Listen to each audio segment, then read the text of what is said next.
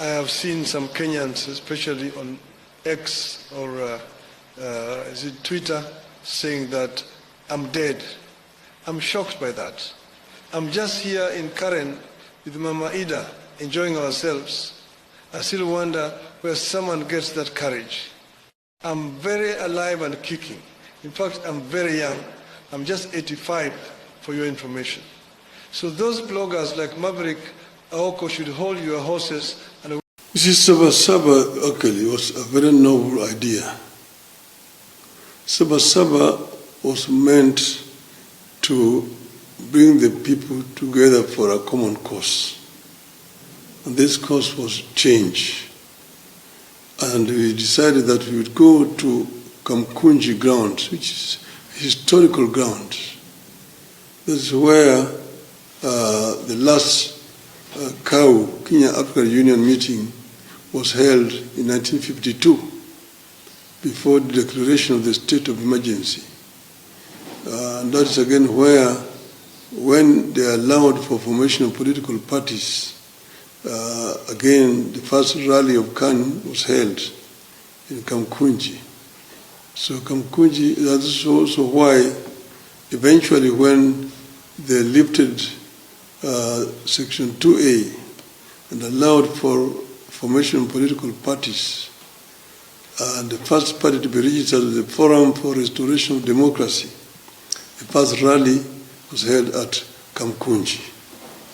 So we say that the Kamkunji has got a historical meaning, and that's why we wanted to go there. So what we're saying is that if you want to remember Saba, then we go to Kamkunji.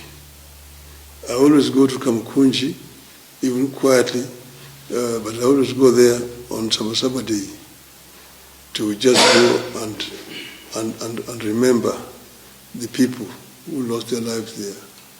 So my idea would be we go to Kamkunji tomorrow, because if you're talking about protesting, you are protesting, where is this protest going to start? And where is it going to?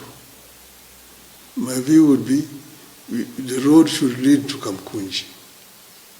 And then in Kamkunji, people meet there and pass a resolution. This is what we want, the Kenya we want. To me, that would be the best way to remember people who have died fighting for the right of the people of Kenya. The President of the Republic of Kenya, Honorable William Samoei Ruto, the Archbishop of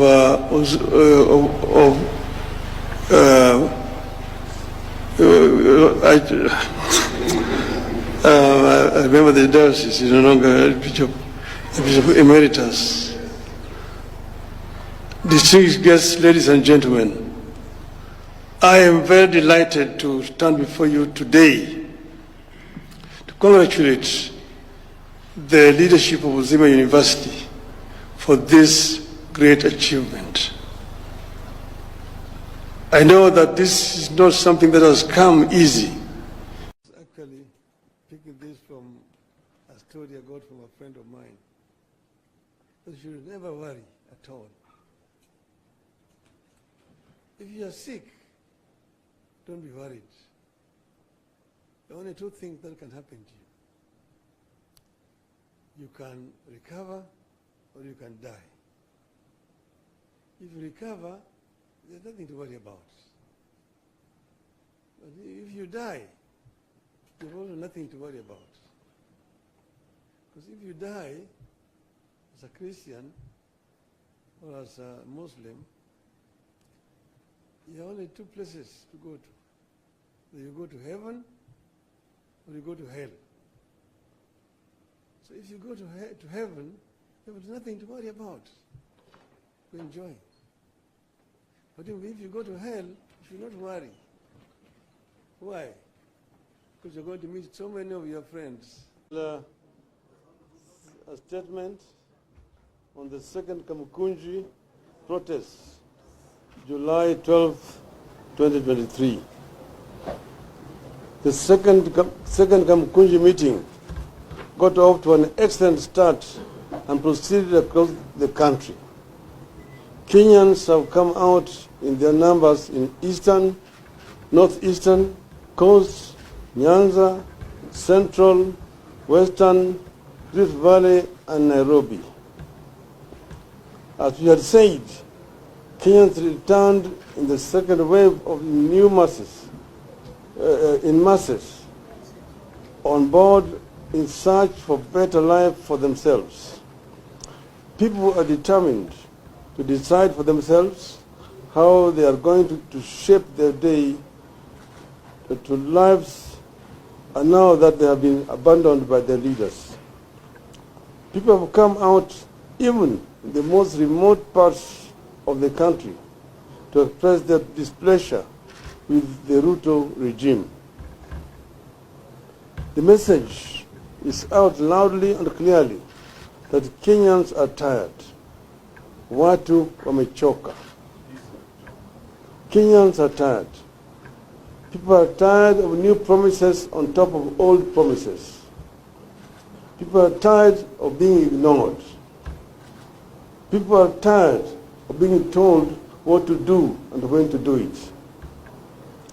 People are tired of going to bed hungry, facing the new day hungry, and returning to bed hungry. People are tired of walking from one corner of this city to another, one town to another, one office to another, trying to find a job and finding no job. Parents are tired and ashamed of returning home empty-handed in the evening after an all-day struggle to get something for their families. People are tired of economic and social stagnation they find themselves in. People are tired of rules and askaris everywhere whose sole purpose is to kick every coin we make and take it to Ruto as tax when we go home with nothing for our families. Unfortunately, our otherwise peaceful protest has been accompanied by injuries and possible deaths in various parts of the country. Police have shot, injured, and killed protesters in various parts of the country, including here in Nairobi. Scores of protesters have been arrested for participating in an exercise that is clearly protected by our Constitution. As usual, it is the police maiming and killing the people. Slowly, ours is degenerating into a police state. We must not allow it to happen to our country again. You have always said that these meetings remain peaceful until police decide to break them up with bullets and tear gas. On Monday, I was able to get into town, address Kenyans, and disperse peacefully without any injuries or deaths. This was because police did not try to break up the meeting. Yesterday, we were at Kenyatta Market. We were able to have lunch and hold impromptu meeting with the people that ended peacefully because there were no police. All our engagements are peaceful until the police show up. Late last night, we received intelligence of a most heinous plan by Kenya Kwanza to ferry armed goons who would attack peaceful attendees of our rally in Kamkunji. These goons had expressed orders to shoot directly into the crowd while enjoying police protection. Early this morning, our crew who had been sent to set up the stage at Kamkunji were attacked and their equipment damaged. some were arrested. In line with the intelligence we received, armed goons have this afternoon descended on Kamkunji grounds and shot indiscriminately into the crowd. Police have used water cannons to disperse those peaceably assembled there.